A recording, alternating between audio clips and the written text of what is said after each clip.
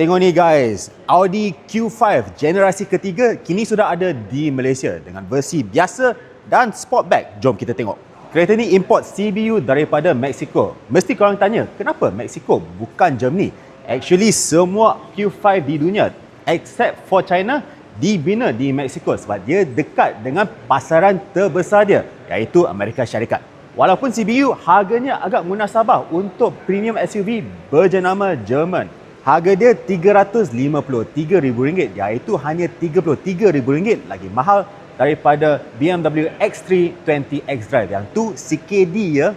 Tapi yang tu hanya untuk jaminan basic 2 tahun. Kalau nak 5-year warranty kena bayar RM371,000.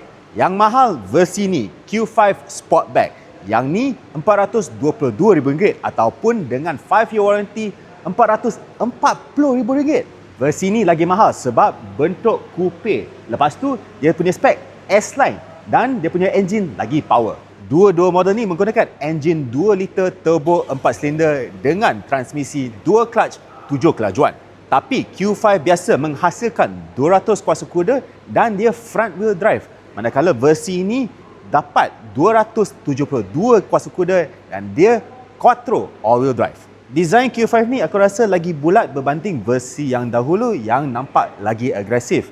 Boleh nampak lah dia punya lampu dan fender flare dia lagi bulat, softer, a bit less agresif lah.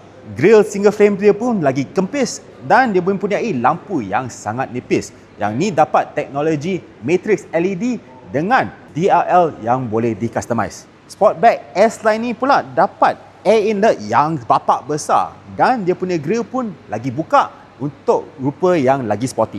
Dan manakala versi Q5 biasa dapat rim 19 inci Aero, yang ni dapat rim 20 inci Audi Sport, boleh nampak lencana RS.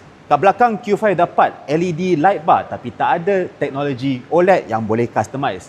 Yang Sportback ni dia dapat third brake light projection ke atas cermin belakang so boleh nampak lagi jelas. Grill kat bawah ni memang fake habis lah, tapi finally lah Audi tak lagi guna exhaust palsu. Yang ni memang benar dan dia diperbuat daripada stainless steel.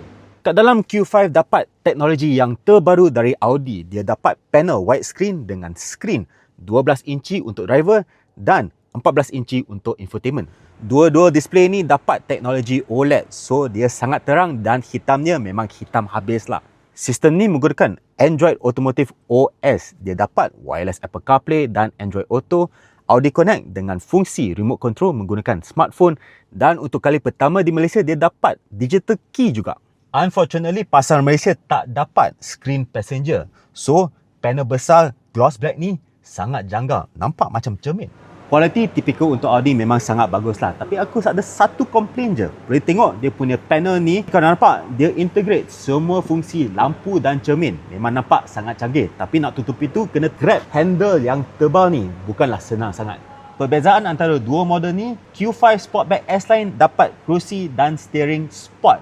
Q5 biasa dapat trim kayu. Yang ni Audi cakap dia ialah carbon fiber tapi rasa agak fake lah.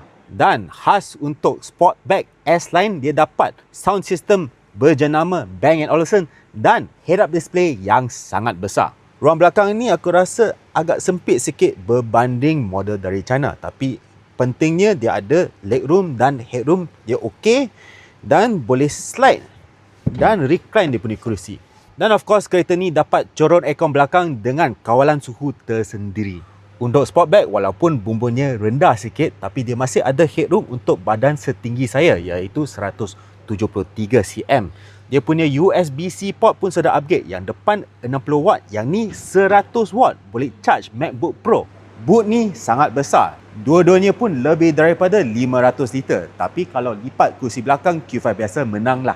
Bab safety kereta ni ada 7 airbag, termasuklah front center airbag. Dan dia ada banyak fungsi ADAS, termasuklah Adaptive Cruise Control. Tapi untuk pasaran Malaysia, dia tak ada Lane Centering Assist, so dia tak ada full Level 2 Semi-Autonomous Driving. So itulah Audi Q5 generasi ketiga di Malaysia. Apa kata korang? Berbaloi tak kalau compare dengan BMW ataupun Mercedes? Tulis kat bawah.